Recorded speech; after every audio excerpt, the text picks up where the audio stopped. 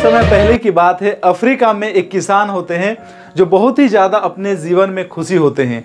उसके पास हर वो चीज़ होती है जो ज़िंदगी गुजारने के लिए चाहिए, और वो बहुत ही ज़्यादा दयालु भी होते हैं, बहुत ही ज़्यादा खुश होते हैं। लेकिन उसके जीवन में एक दिन एक मुसाफिर उसके घर पे आते हैं और उसे कहते हैं कि मुझे रात रहने दिया जाए, और रात रहने की उससे मदद मांगते हैं। और वो मुसाफिर दयालु होते हैं और उस व्यक्ति को अपने घर में रात रहने की जगह देते हैं, रात रहने की पनाह देते हैं। और दोनों में बहुत ही ज़्यादा बातचीत होती है, दोनों में बहुत ही ज़्यादा गुफ्तगू होता है, और दोनों पूरी रात आपस में बात करते हैं। और बातों के दौरान वो मुसाफिर उस खुशी किसान से कहते हैं कि मैं पिछले 5 वर्षों से मैं हीरो की तलाश में हूँ। तुम्हें पता है हीरो के बारे में? अगर तुम्हारे पास इतना सा हीरा हो जाए, अगर एक हीरा का छोटा सा टुकड़ा हो जाए, तो तुम इस शहर को पूरे खरीद सकते हो, तुम इस शहर पे राज कर सकते हो। अगर तुम्हारे पास एक छोटा सा हीरा का टुकड़ा हो जाए तो तुम इस पूरी शहर को तुम खरीद सकते हो, इस पूरे शहर का तुम राजा बन सकते हो, ये पूरे शहर तुम्हारे अनुसार चलेगा, तुम एकदम किंग कहलाओगे। अगर तुम्हारे पास एक साधारण अगर हीरा हो जाए तो कहते हैं, तो ये पूरी रात अब किसान को नींद नहीं आता है। वो हीरा के बारे में सोचता रहता है कि मैं कैसे वो हीरा को हासिल कर सकता हूँ, मैं कैसे उस हीरा को पा सकता हूँ। और वो जो मुसाफिर है वो पिछले 5 वर्षों से उस हीरे की तलाश में गुजर रहा है, हीरो को खोज रहा है। तो ये कहकर वो मुसाफिर सुबह उठकर चले जाते हैं। लेकिन उस सुखी किसान को उसकी बातों को सुनकर पूरी रात उसे नींद नहीं आती है। उसके बाद कुछ ही दिनों के बाद वो एक प्लानिंग बनाते हैं। वो सोचते हैं कि और अपने जगह ज़मीन जितने भी संपत्ति होते हैं वो सारे जगह ज़मीन संपत्ति को बेचने की निर्णय लेते हैं, और वो सारी संपत्तियों को बेच डालते हैं। वो किसी और किसान को बेचकर वो हीरे की तलाश में निकल जाते हैं। और फिर क्या, अफ्रीका में कई जगह पर हीरो की तलाश करते कई महीने तक, कई वर्षों तक हीरो की तलाश करते हैं, और अंततः उसे हीरा नहीं मिलता। और बहुत ही ज़्यादा वो दुखी हो जाते हैं, बहुत ही ज़्यादा निराश हो जाते हैं और डिसअपॉइंटेड हो जाते हैं। तो उसके बाद वो जैसे ही निराश हो जाते हैं, निराश होकर वो एक नदी में कूदकर अपनी जान दे देते हैं।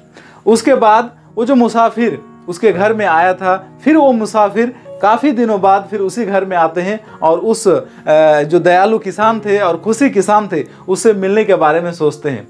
तो जैसे वो उस घर में जाते हैं तो जो व्यक्ति उस घर को खरीदा है वो व्यक्ति कहते हैं कि ऑलरेडी ये जो किसान है उन्होंने अपने इस घर को, अपनी संपत्तियों को मुझे बेचकर चले गए हैं हीरो की तलाश में, और इतने वर्ष हो गए उनका डेथ हो चुका है। वो बहुत ही ज़्यादा निराश होकर, बहुत ही ज़्यादा डिसअपॉइंटेड होकर, उसे हीरा ना मिलने की वजह से वो डिप्रेशन में जा चुका था। उसके बाद वो नदी में कूदकर जान दे चुके हैं।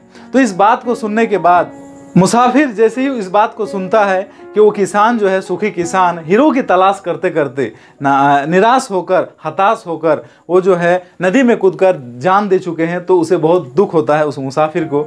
और जिस किसान के पास वो संपत्ति बेचकर वो किसान जाकर आत्महत्या कर चुके हैं, तो जो अभी उस संपत्ति के मालिक हैं उस किसान के घर में देखते हैं एक चमकता हुआ पत्थर उसे दिखाई देते हैं। तो मुसाफिर उस किसान से पूछते हैं कि ये तुम्हारे पास कहाँ से आया? तो किसान कहते हैं, वो व्यक्ति कहते हैं कि ये जो पत्थर है ये मेरे खेत में ही ऑलरेडी बहुत सारे पत्थर पड़े हुए हैं, तो कुछ पत्थर को मैंने उठाकर लेकर घर में लाकर रख दिया है।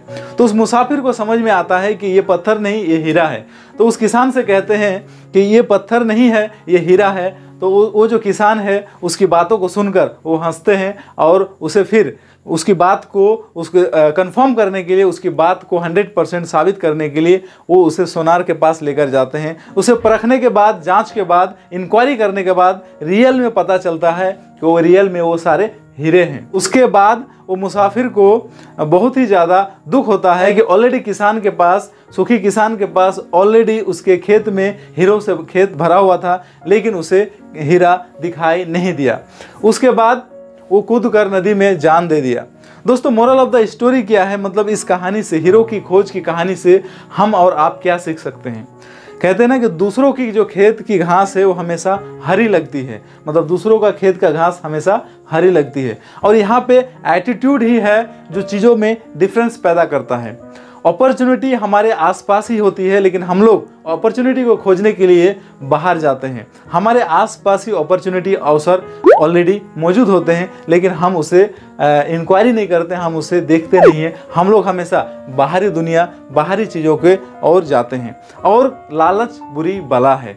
जी हाँ, लालच बुरी बला है, लालच नहीं करना चाहिए। ये 3 मोटी मोटी बातें इस हीरो की खोज की कहानी से आपको और मुझे समझ में आती है।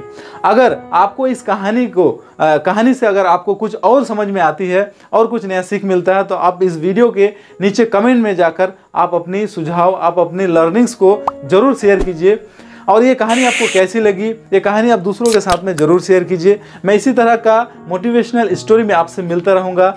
टिल द टाइम मैंने ऑलरेडी बहुत सारे आपके लिए वीडियोस बना चुका हूं, तो उन सारे वीडियोस को आप देखते रहिए और खुद को आप अपग्रेड करते रहिए। So take care, bye bye.